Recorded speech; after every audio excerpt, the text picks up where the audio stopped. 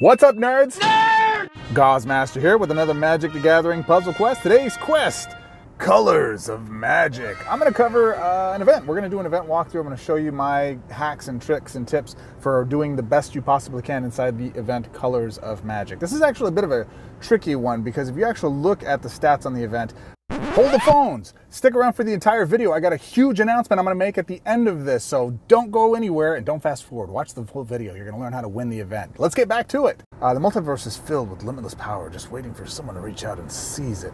You are invited to play a different version of Magic Puzzle Quest. In this event, whenever a player matches gems instead of gaining mana, they will benefit from different effects according to the color of the gems. Build a deck with cards from any set and try different approaches to battle your opponent. Special rules: cards can't gain mana. So no trap of trickery or full mana-y is going to work here.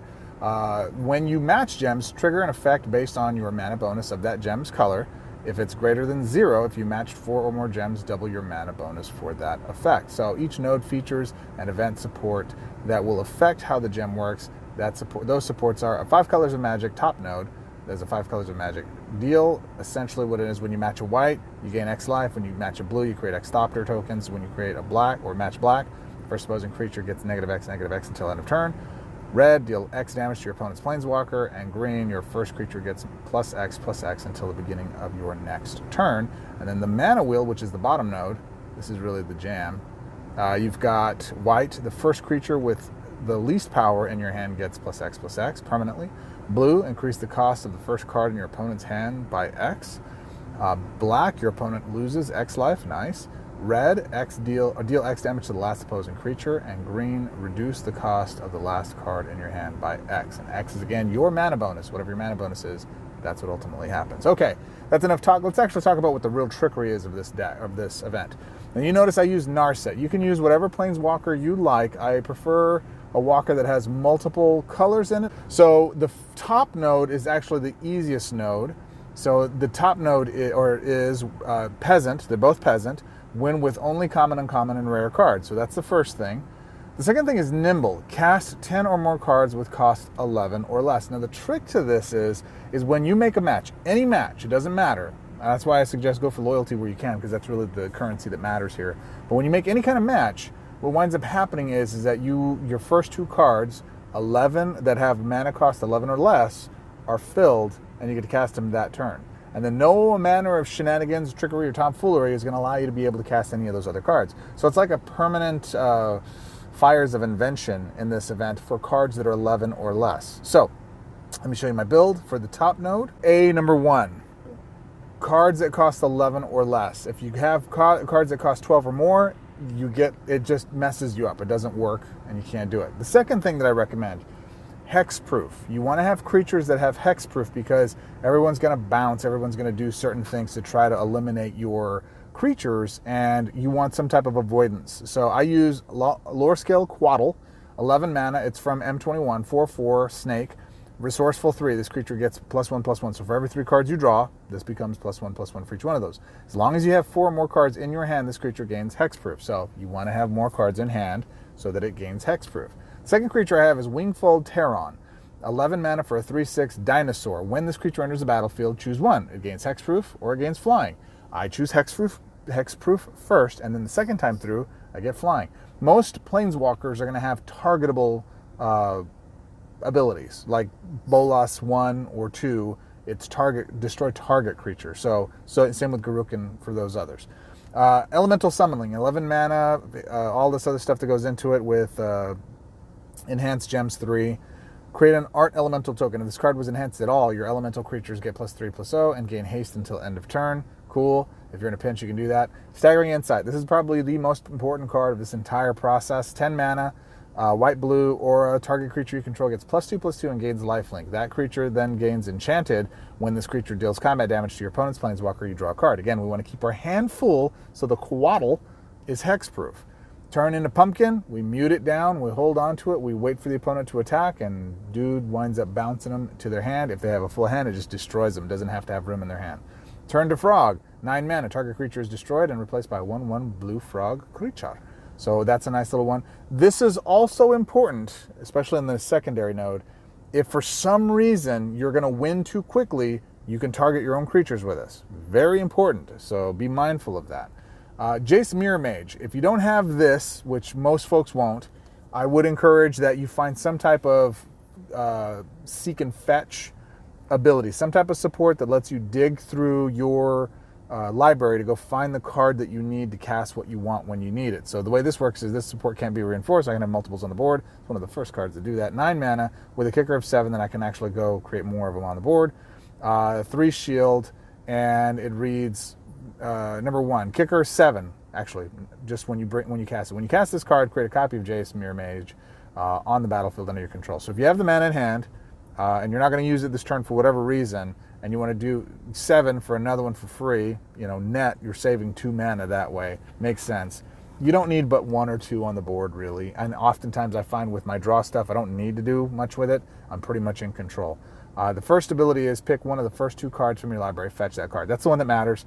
Third ability is draw a card. If that card is not a Vanguard card, it gains full mana. That card is disabled until the beginning of your next turn, blah, blah, blah, blah. It doesn't get the full mana, so don't worry about it. You're just strictly using it for the secondary ability. This is very important. Shadow Spear, 10 mana. Artifact Equipment. While on the board, your first creature gets +3/+3, gains lifelink, which is important, and trample, which is nice. But while on the board, your opponent's creatures lose and can't gain hexproof and prevent damage. So if you want to bounce them, if you want to do something fancy to them, this is on the board. It makes them targetable. This is a very important card to have in here. Flame Shadow Conjuring. Sometimes you just need haste, and it gives them protection from damage or prevent damage and haste, so I do that. Suppression Bonds. The first creature your opponent controls is disabled. Nothing says loving like shut it down. Just lock it down. Sometimes you need that. I actually am not a fan of that card, but in this build, it works really, really well. Let me show you how to pilot it against Carney Boy here and see how we go in this first event. So first things first, let's go ahead and pop open these gems so you can see what they're talking about. Bang, bang. So the 5 colors of magic, just as we said before, when you match white, you gain life, yada, yada, yada. We've already covered that, not gonna go too far into it. I am going to mute that down, and we're going to, what is our objectives here? I forgot. Cast 10 or more spells. So this is gonna be pretty easy. Every spell we cast is going to count towards meeting the objective. So I want to get these 2 out right away. I'm going to get as much of a mana jump as I can get. I match blue. I'm going to get some tokens. And I don't think I can win too quickly. I want to win as fast as I can because Carney Boy can go off once he actually reaches this threshold of fetch and his creatures and all that other stuff. They're tokens, though, so I get to bounce them. That'll be fun. All right, another turn into Pumpkin. I'm going to mute it down. And in this instance, I'm going to go ahead and do 2 things. I'm going to put Turn into Pumpkin at top so it's charged, Suppression Bond so it's on the board, and we're just going to go from there. I'm just trying to reach my cast objectives. Again, I really don't care. Oh, actually, you know what we can do too? Let's use that and go figure out what we got. I said let's use that and go figure out what we got. I want the Winged Pterodon. So I actually want that instead. See, that changes my game plan. See how that works? Yeah, we'll do that. And we'll go here. Boom. So we gain 2. We say hexproof first. So now we've got a hexy-proof creature. Now here's the thing. If Carney Boy is running any kind of removal, 2 of my first creatures are exposed. They are exposed. They will be easily destructible. And then that guy is a pain in the patella. All right, so we want hasty haste for our critters. So we're going to wait. He is targetable, yes. Actually, I want to go get... he has the potential to get... Let's actually do this now. He has the potential to get hexproof as one of his... abilities, so I want to... Can I do this? No, I cannot. All right, so I've got too many cards here. Let's actually toss... Let's toss Suppression Bonds, because I don't think I need that right now. That's good in a pinch. Let's go ahead and grab another card. Yeah, Shadow Spear is something we absolutely do want, so let's put that out. We're going to put... We don't need haste right now. We're good. Okay, we'll go there. Boom. Double mana.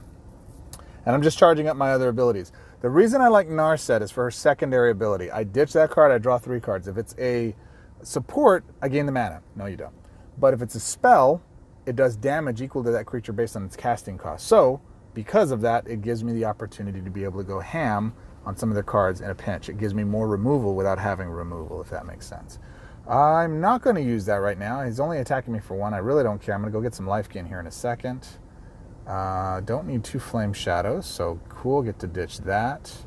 I get to go use my first ability on that. Quaddle it is, baby. Quaddle it is. We want haste here, so let's do it. Let's go boom. Put this up here. We got that. And since the tokens are gaining steam, I'm just going to go ahead and put him there. So he's got haste. For whatever reason, I think he's got that land out. Yeah, he does. Sneaky buggery. Let me show you a workaround. This is a very common thing that people will do in their builds. Very annoying. I think we're going to take the damage because it's not that big a deal. Cool, cool. Not now. Bang, bang. Not now. Okay, so I didn't see how he's got whatchamacallit? Fierceness. What is that? Berserk. So he's got Labyrinth of Scophos, which means my top creature, my last creature, gets bounced. It exiles and it comes back into play right away. But I have haste on the board. Aha! Aha! How do you think I learned that little pain in the butt? I was too many times where I had creatures where I could have swung and won the game and just been done with it, and I couldn't because I didn't have that in place. So we're gonna go here. We already have lifelink on the board. Yes, we do. And have I met my objectives yet? No, but I will this turn. So no big deal. Let's just go. Actually, can I do this? Yes, I can. Let's go get another Quaddle. I'm down for Quaddle. I'm going to keep him in hand, though, because if for some reason he's able to wipe the board somehow, then I have that back in hand and I can go get it from there. Whoops, that was a mistake. Should have bounced him. I forgot that he had Defender. I'm a smart guy. Next time, bounce them. They're not doing anything here. I'm not really worried about them. Let's go again. Now, what's important to note here, because they've got that Scophos thing there, that labyrinth, you got to make sure you're not using, let's go put that there. Do we want to shoot those? No. You got to make sure that you are using non-token creatures that are up there at the top, because that can be very problematic if you don't. Actually, I think we're going to get rid of this because we don't need it.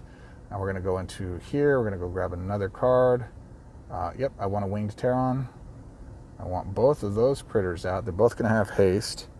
I'm going to... Actually, can I ditch another one? Yeah, I'm going to ditch this. And I'm going to use my other one. And I'm going to grab that. That's fine. And I'm going to go here. Good, good. That hits the board. It has haste. I'm going to say hexproof again. And next time I bring him out, I will have flying. Look at that. Whoops. I messed up. He brought me back into play. So now he can bounce it. He can direct damage it. He's got his third ability here. Let's see what he does. If he does use that, I'm going to bounce the token with my turn to pumpkin. Nope. He's doing 1 point of damage. I'm not really even caring. Have we seen have we seen our Staggering Insights anywhere? I mean, we've been digging through the deck pretty good here. A couple of clips at a time. There's more flame. I've got like 4 flame shadows though. Shuffler's fine. Again, another reason why it's important. Oops, I pushed the wrong button. I pushed the wrong button. It's all right. We'll get another one out here. Boom. We're going to ditch that because we don't need it. You need to make sure you have a way of digging and churning through your deck to get the card you need when you can get it. All right. Now, for this one, what I would recommend, we have anything over there yet to destroy? No. So we're going to go ahead and just do this. I'm going to go through and I'm going to put the Staggering Insight on my card that is not... we're going to do hexproof here for the second one. Now that he's there, we want to put it on a non-token, a non-targetable creature. That way we have a better odds of hanging on to that thing. Plus Quaddle powers up as he goes along. Works a lot better that way. This is a bit of a grindy deck. So is the next build. It's not much different than what we're doing here. In fact, it's almost exactly the same. But the reason we do this is we're going to bounce that. Yes, we're going to do that because we can.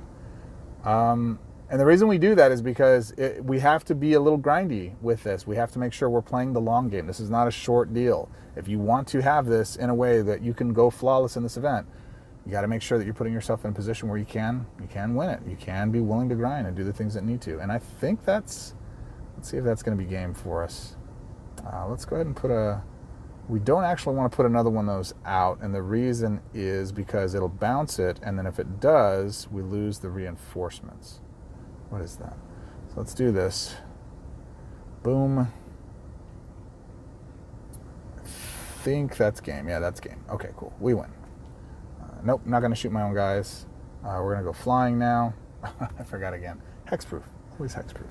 It's fine. Doesn't matter. That's game. That's how you win. So that is how you control. This is a very control-y build. The flash from the pumpkin gives you the opportunity to be able to take out their creature, targetable, and with the power of the Shadow Spear, we wind up keeping them from getting themselves hexproof, which, you want to have it just in case they don't have Shadow Spear, because it makes it more difficult for them to get rid of your creatures. All right, let's get on to the next node. Okay, so the second node, we're going to be going up against Garruk. This is going to be a tough one. So again, win with only common, uncommon, and rare cards. Understood. Overpowered. Cast 10 or more cards with cost 11 or more. Here's the trick. This took me a few times playing this game, a couple of different events before I finally figured it out, several nodes, before I finally figured out, oh, 11 or more, but the same rules apply as the top node. Anything that costs 11 or less is free. You get 2 of them free per turn. So let me show you the build. You assume, oh, we've got to use cards that cost 11 or more now, right, guys? Wrong. You want to cast cards that cost 11, period. And you want to have the same things: Wingfold Terran, Lore Skull Coatl, Channeled Force. I get to wheel my hand basically for 11 mana. Elemental Summoning, you just saw a second ago. Inkling Summoning, 11 mana. You have to cast cards that cost at least 11 mana. Now the rest of these are, I think, lower cost casts. So Staggering Insight is 10. Turn into Pumpkin for defense. Turn into Frog. Shadow Spear for life gain, and then Rambunctious Mutt. When this creature enters the battlefield, destroy an opposing artifact or enchantment or support. Just in case they're starting to run something that's a little more expensive, or they're running Shadow Spear and they're targeting your stuff, this gives you a chance to do this. Might not be a bad idea to run Rambunctious Mutt in the top build as well. That's up to you. But here's some strategy with it. I find that in the top node, I really don't run into supports that are going to matter. Now you're watching this video, I'm probably going to run into a bunch of people that are going to be running Shadow Spear and they're going to take away my stuff. But that's okay. We will figure that out as we go on from here. So that said, might want to consider running him in that top node. We're going to go ahead and run this one. Let's see how we do. So the trick to this event or this node, you have to be mindful of casting your 11 powered stuff. You want to do the other things. Cool, I get it. But really, you need to go get your objectives for the 11 things. It's got to be 11 or more. So you got to go get those first. I can't encourage that enough. So many times I'm just playing, I'm not really playing it. I'm just running it and doing other things, like how we normally play this. The problem with that is that we wind up putting ourselves in a position where we're ignoring the objectives and we wind up losing that objective. And you need to go perfect in this event in order to get all the stuff you want to get. So let's actually do, let's do this. Let's just go here. Okay. Cool. I've done 3 spells at 11 or more, and I cast 1 that's 10 or less, so it doesn't count. So I've only gotten 3 spells cast towards completing my objective, and then it's just win. Oh, that is brutal. That is brutal. That is timely. That, my friend, is somebody who does not care about the objectives. I was literally about to talk about this. What will often happen in this event, many people do not care about completing the objectives. They'll just go in here and start to cast cards that aren't qualified for it. Now, they are actually doing it. They are actually doing the event properly.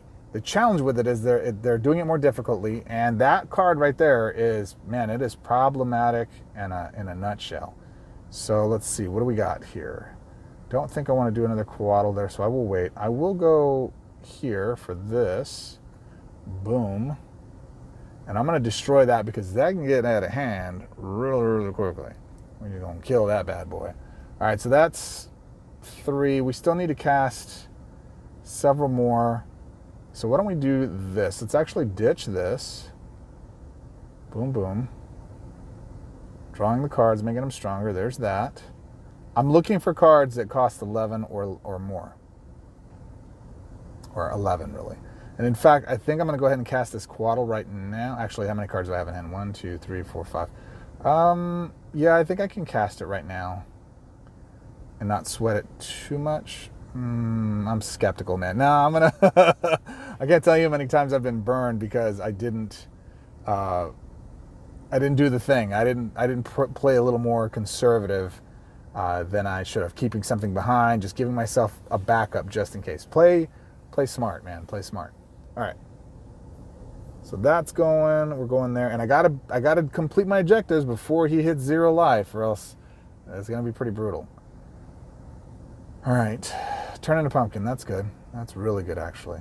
All right, let's go here, and we're gonna go here. Now this still works, okay? So I can cast 3 spells this turn. They're just powered up from the time before. So let's go see. Let me show you what I got. Boom, you see how that's charged all of them up? So now I got my Quaddle out. I'm going to go ahead and turn into Pumpkin, which destroys him because he doesn't have any room in the hand. I got my Terron. And we're going to go wheel to hand. Boom, boom, boom, boom. I'm going to draw that many cards again. He's getting bigger over there, so I might have to kill my own guy because he's getting pretty fisty. Boom, boom, boom. I got no more than 2 more turns with my board presence right now, which is, again, why we want to make sure we're having cards in hand that allow us to do this kind of stuff. Let's see what we got. All right, so there's a Terron. How far off am I?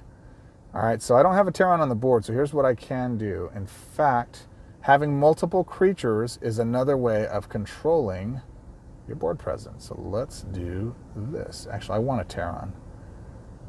Wingfold. Let's go, baby. Let's go here. Now let's go there. That's fine. Okay. So what I'm going to do is I'm going to say hexproof. I'm going to replace my Quaddle. Why, guys? He's so powerful, he's just going to win. He's going to win too quick. And I want to replace this guy because I want to meet my objectives. Yes. So I'm just going to do it. So that kind of stalls him out a little bit.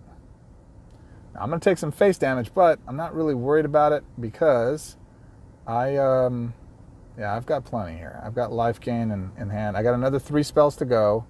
So we're going to do another Terron. And we're going to do this guy right here, Elemental Summoning. Yep, we're going to replace the... We're going to replace one of them. I don't know. We're going to replace somebody. I'm hard thinking about replacing the Inkling token, but I think I will just replace this. And then I will replace that again. And I think that puts me at 9. And then I just have 1 more turn to go. Look at that. That's close, man. Yeah, I got 1 more spell to cast, and then that's good. So, barring him doing something ridiculously over the top, I think we should have it here. Cool, cool. Nice. All right. Let's see. Did I get an 11 card? All right, there it is. I'll take that. Okay, so I have another Terron. I have this. Actually, I only need 1, right? Yeah, I only need 1. So I'm gonna do some damage control here. I'm going to ditch that. Actually, no, I'm not. I'm going to keep that. We're going to go here. Boom. Should do it. We're going to go hexproof. Oh, he's got the thing on the board. That's what he's got. Let's take that. Yeah, he's getting life gain from that. So let's kill that. He's got Shadow Spear on the board, doesn't he? Yes, he does. Yes, he does. That's unfortunate. Can I get there? I will not. I will be 3 points short, but I will get him on the next turn. See, they're playing it already, and that's why we got to have that rambunctious mutt on the board so you can take that thing out, which I'm going to demonstrate here real quickly. All right, let's see. Did I pull a rambunctious? I did. Yeah, that's what I'm talking about. That's how it was all planned. You see that? It's all strategery. And then we destroy that, and now we do not do that. Bang, bang. Shot him dead. And that's how you do it. All right. So that, my friends, took me, maybe you're much smarter than I am, but learning how to build this build took me a long time. It actually took me probably like 2 full events before towards the end I'm like, oh, I get it. And then I've been flawless since in this event.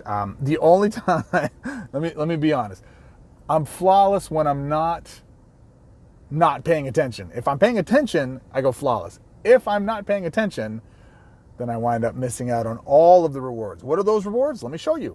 All right, so you've got your progressions, which are actually pretty substantial. So you've got, I can't see them there, some runes, a pack, some more runes, and then you get to 20 mana crystals, 15 jewels, and then another 20 mana crystals. So 40, a Strixhaven pack. I mean, these are some pretty good rewards just from the progressions. The progressions are what you get through just playing through all of the different deals. Now, if you go first place, baby, you get all of 5 Pinky Dinkies. Woo! But you get 2 Chandra Anthology packs, which I originally thought meant, oh, I get to go get Chandra, have a chance of pulling Mox Ruby. No, they're just a few red cards. They're not very different. I'll show you what those packs include.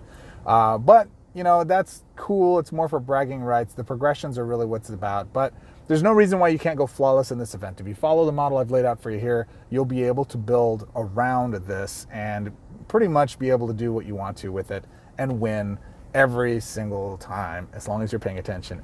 And the hardest node is the bottom one. So I would suggest clear the bottom nodes first, finish those up, and then finish your top nodes. That's another strategy point I tell folks, because whatever the hardest node is in an event, that's essentially what you want to go do and complete, because the easier ones are going to get, you know, they're easy. That's why you do them last. So you should be easier to complete those objectives. Now, what I will tell you is this. This is one of the Chandra anthology packs. We'll open one of them up here and show you what's inside of them so you can kind of get what they are. Now, what you need to note, and this is a new mindset I've had when I'm playing events, treat the last 2 or 3 nodes like they're going to be the hardest nodes you've ever played. Even if it's the easy node for you, like, oh, it's pretty much autopilot. I just make a few swipes and my deck does the rest. Cool. Treat it like it's going to be the worst mana matches. Treat it like your opponent is going to get the best mana matches, and treat it like they're going to draw every single perfect card that would counter what your deck does. So case in point, as an example, if you have Ruinous in your deck for some reason, some type of removal, charge it up and hold it. Treat it as if they're going to drop something stupid on you that's going to come out and get you and win the game for them. So you want to make sure that you can attack it and protect yourself against it. Something that would, you know, stop your mana. Maybe, for example, like if you have Mox Ruby in your build, it's going to get in a corner in the bottom, and it's going to be next to impossible to match it. So you should have something you're planning for that allows you to compensate for that or accounts for that and plays around it. So keep that in mind. Some cards of note inside of these packs. They have 3 masterpieces. Goblin Goliath is probably the best of that. The Fireheart one is okay, but the real ones are here. Avaricious Dragon, Double Vision's good, Fiery Emancipation, Hangerback Walker, Molten Vortex is really good, Pyromancer's Goggles, and is there anything else? Terror of the Peaks. All of those mythics are really good. You got 5 or 6 great cards there, and rares. Abbot of the Carol Keep. I actually prefer the other one, the Rambler, Volcanic Rambler. I like that better. This one's kind of good too. I've seen Kinetic be a pain in my tail from other builds, and Flame Shadow Conjuring, absolute must-have because it's evergreen. It's something you should have, and it's something that works really, really well. Okay, that said, my friends, I appreciate you. What is your trick to beating this event? If you have a better strategy for the second node, I'd be all ears to hear it, but I found that this is absolutely the easiest way to go about it, to go in there and flush out and win consistently. It's more of a control play. It's a little bit of a grindier one, but if played correctly, should allow you to go perfect in this event from this point going forward. What other events do you want help with? What other thoughts do you have about this event? As always, I appreciate you. You could be anywhere in the world and choose to spend this time with me here, letting me chew your ear off about a game that I absolutely think is fantastic and I adore. And I got big news coming. If you waited till this point, you got big news. Big news. Something is coming where I get to give stuff away soon. I don't have all the details just yet, but as soon as I do, I actually get to give you guys packs and stuff on behalf of Octagon. So freebies abound, but you must be subscribed. You must be a member of our questing party, or else I will not give them to you. So it's, yes, a blatant bribe for me to get your subscription, but it will be open only to those who are subscribed to my channel. So that said, I would highly encourage you to like, subscribe, and comment. Get the bell notifications so that as soon as you get the notices, you'll be the first to get them and figure out and find out when it is the prizes are available so you can improve your collections and go get some awesome stuff on their behalf. My thanks as always to Octagon for their support, for helping me to be able to make this channel as great as I possibly can, and most importantly to you for commenting, liking, and being a member of our party. As always, I appreciate you. It's amazing. I'm having so much fun. I hope you are too. And if you are, comment, like, subscribe, and let's keep it going. And until our next quests, my friends, Sword Jump.